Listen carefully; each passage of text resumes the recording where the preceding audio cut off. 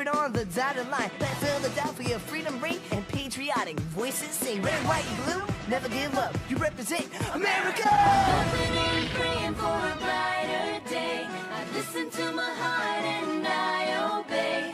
How can I see it any other way? I'm looking at life with my own eyes.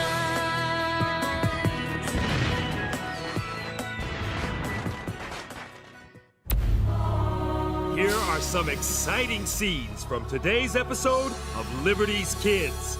The British are preparing for a large-scale foray into the South. My plan is to hit him when and where he's not expecting us, then run like the wind before he can catch us. He'll have to take new supplies from the local population. They will despise him for that. Then the people in the South will move over to our cause, and Cornwallis will withdraw. I hope if we don't stop Cornwallis there, he will drive north and crush Virginia.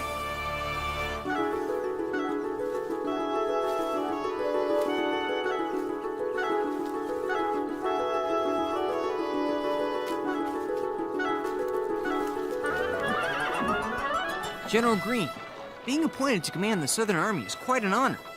Honor is an interesting word for it, James. The Southern Army is exhausted, and the British have a great deal of support in the South. We must rally the population here to our side, or we could lose the war. My greatest hope is that the governor of Virginia will provide me with much-needed men and supplies. My greatest hope is that he'll provide us with some much-needed southern desserts. And I'm looking forward to writing a story about the man who wrote the words, "All men are created equal."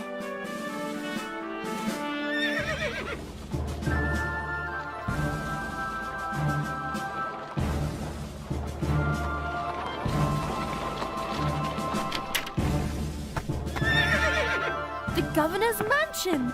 Just think, in a few minutes I'll be talking with Thomas Jefferson. How do you address the author of the Declaration of Independence?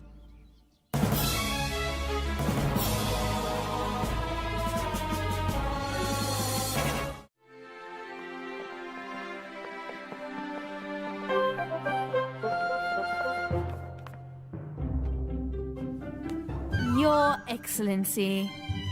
No, too formal. Mr. Jefferson. No, too familiar. I hope we get to see him soon. I can't take much more of this. She looks kind of like a chicken trying to dance in sticky mud.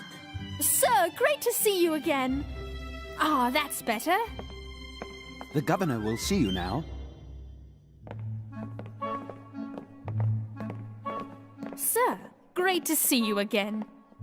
Sir, great to see you again. Sir, great to see you again. We met before, in Philadelphia, you remember? Oh, maybe you don't. I was disguised as a chambermaid and I stole some of your trash. Well, I didn't really steal it. After all, it was trash and I was just doing some investigative reporting. And I was investigating you. No, that's not right. I was just trying to find out what goes on in that brilliant mind of yours. Anyway, hello.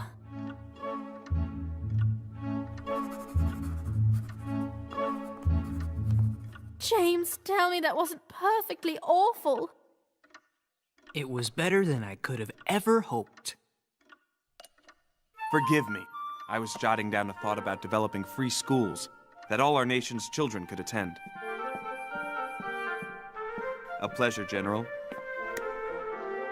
Sir, great to see you again. Whoa!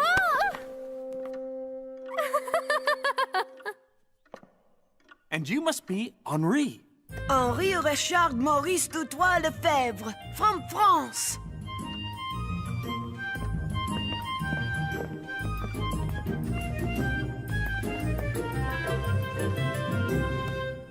Yum! So, how may I be of help to you, General? Governor Jefferson, the British are preparing for a large-scale foray into the South. I'm not surprised. Most Southerners are country folk whose main concern is earning their daily bread. They don't care which side they're on in the war. Quite so. Here's the situation we face. This half of the desk is the Carolinas, this half Virginia. You're here. The traitor Benedict Arnold is off the coast. And Cornwallis holds strong British positions at Georgetown, Camden, Winnsboro, and 96. Oh, yes, and here is the small force Horatio Gates has left me. A force I have not yet had the pleasure of seeing. I will take my forces to the Carolinas. If we don't stop Cornwallis there, he will drive north and crush Virginia. Governor, I'll need Virginia militiamen and weapons if I'm to have any chance of preventing Cornwallis from winning the South. I evened things out. Now it's a fair fight. Yours is a difficult position, General. I will help you the moment I can, but right now I have no weapons to give you, and all my militiamen have served their required time and gone home. I'm afraid I can be of no help, General Greene. I'm sorry.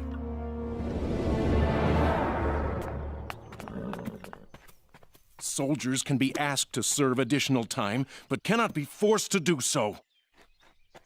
The idea of a people's army is unfathomable. I admire what Governor Jefferson is saying, sir.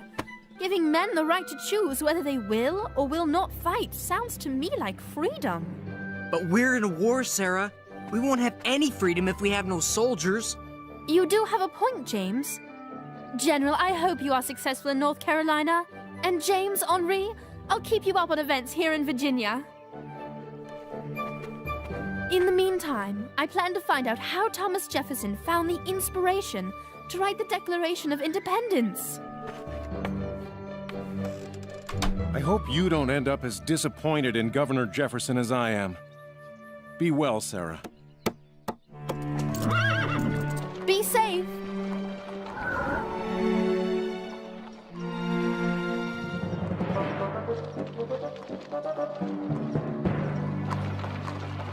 Look! Up ahead! Soldiers! Are they British? No, probably some leftover Virginia militia.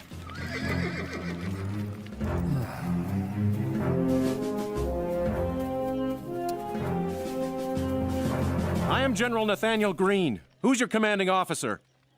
General Horatio Gates, sir. At least he used to be. This is the Continental Army? With these soldiers, and without Jefferson's militia, we're no match for the British. You're full of good questions, Sarah. Yes, I think we should educate everyone. Men, women, even slaves. And how exactly would you do it? Ah, there's the problem. Having ideas and implementing them are two very different things. Are they really? I mean... The stores are in place. The firewood has been cut. Your home is secured for the winter, Master. Thank you, Great George. I'll need Tuckahoe secured as well. And let me give you some letters for my wife and daughter. Excuse me, Sarah. We'll talk more later.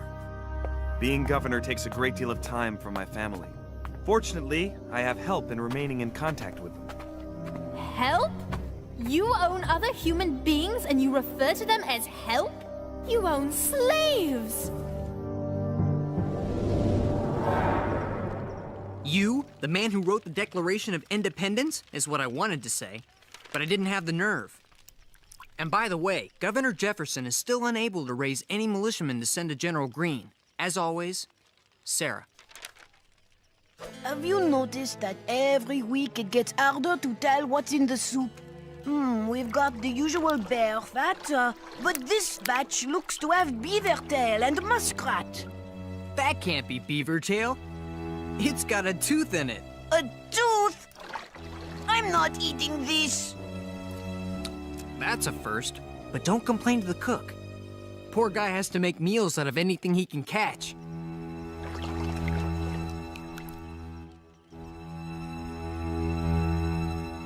There's only one way we can even hope to beat Cornwallis. Beat Cornwallis? Half the men aren't well enough to walk. Shh, come on.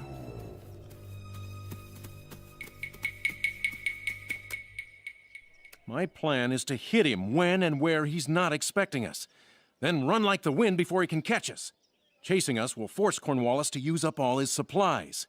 He'll have to take new supplies from the local population. They will despise him for that. Then the people in the South will move over to our cause, and Cornwallis will withdraw. I hope. That's his plan. Where's that coming from? We're under attack! Take cover!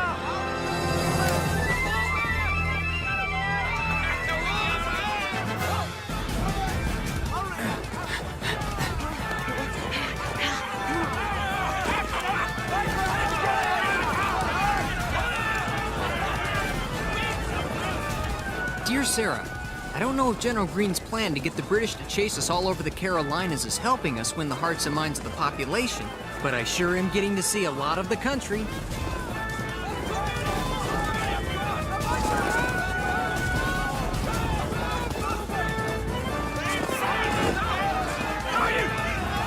I do hope, though, that Thomas Jefferson can convince his militia to reinforce us before we get to see much more of them.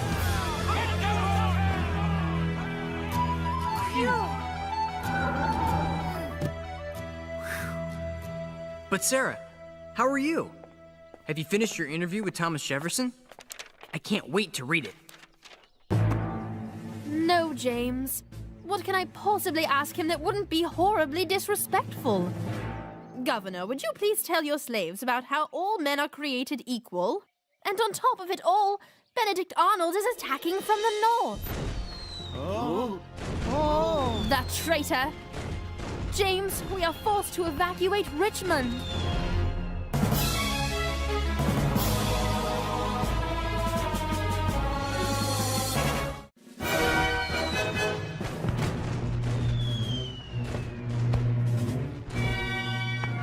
Sir, the British are nearing the city, 1,500 strong.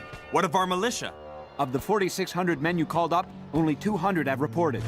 That means Arnold will march into Richmond unopposed. I never thought the traitor would make it all the way to Richmond. We must speed up our evacuation. Over there, the tree! Seek cover! Follow him! Not under the trees! We've got to get these men out of the rain. They could get struck by lightning. The trees attract it. It is what gave Benjamin Franklin his idea for the lightning rod. I'll yield to Dr. Franklin's science. Away from the trees! We'll try that barn over there. Let's go! Halt! We heard you were coming, General. Get off my land. Shelter from the rain, sir. That's all we require. I want nothing to do with your insurrection. You and your men, keep moving. We'll take his barn whether he likes it or not. Take it! Halt! You heard the man. We'll continue up the road. Move out!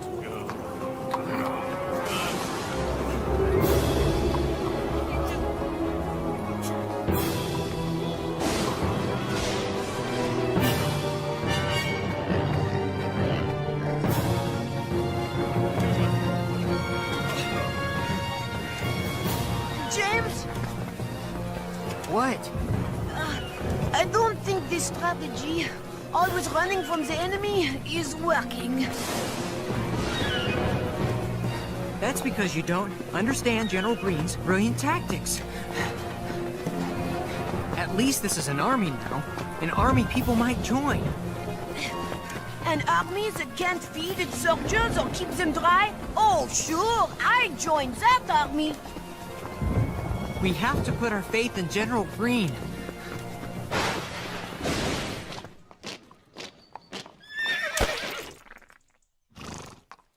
General Cornwallis, sir. All signs indicate that the enemy passed through here only hours ago. I told you burning our wagons and excess baggage would speed us up. Yes, sir, but it's also left us woefully short of food. There's a farm ahead. We'll take what we need.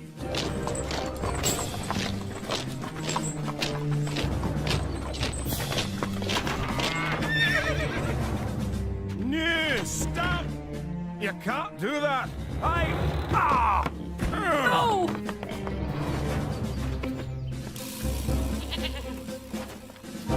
Madam, your husband would do well to cooperate. Carry on! We're loyalists. We've never supported the fight against England. If you take our stock, how are we to eat? We are at war, my good woman. The king's soldiers come first. I have every confidence you will survive this inconvenience. Move out! I'm all right. I'm all right.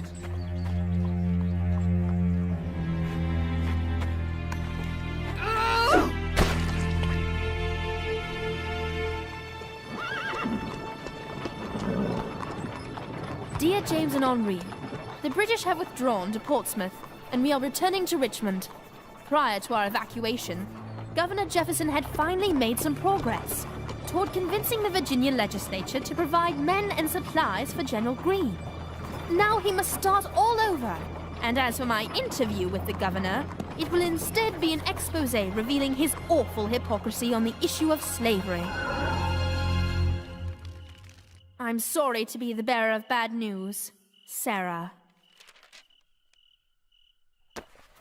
James, are we ever going to eat tonight? I found some hickory nuts, a hunk of ox jerky, and, well, I think this was a squirrel. Get that thing out of here. Hey, that was hard to find! Is food all you ever think about? I was just... There's more to this war than filling your belly. I'm sorry, James. Wait, Henri? I'm sorry. It's not you. I just found out there are still no reinforcements coming from Virginia. So the army's gonna have to keep running. Just like in New York and New Jersey, just like in Philadelphia, just like they've been doing for the whole war. General Greene says if we make it across the Dan River tomorrow, the running might be over. So what? You were right. His plan's not working. It's not winning anyone over to our cause. What am I supposed to tell the people who read our newspaper? Tell them our forces are so thin that General Greene does not want to risk their lives in an uneven fight. And tell them that the food in the South is not what it's cracked up to be, unless they like squirrel.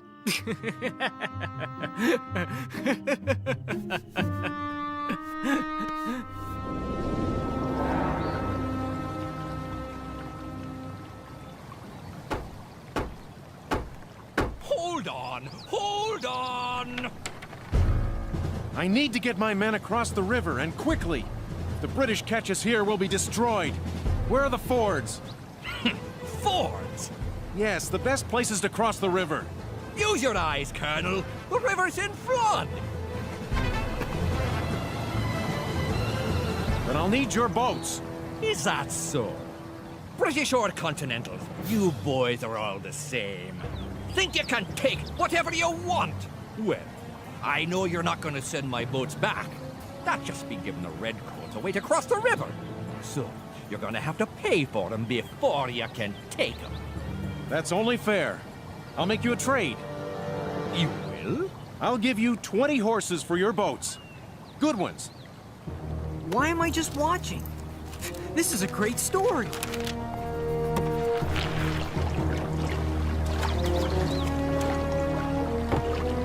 The Southern Army owes you a debt of gratitude, sir. Thank you. General, I was neutral in this war. But from now on, consider me what are we calling ourselves these days? Revolutionaries? Sons of Liberty? Just Americans.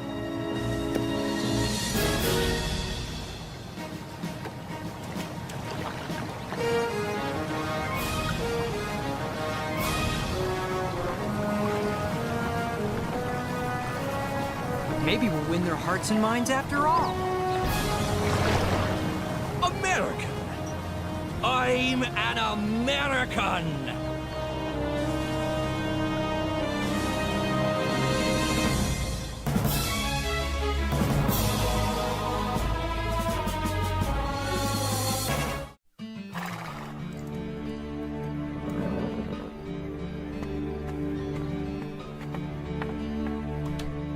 I'm disappointed that the legislature has once again refused my call for more militia, but I can't say I'm surprised.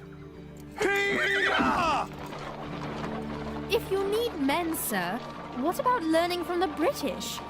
You could promise freedom to slaves who'll fight for America.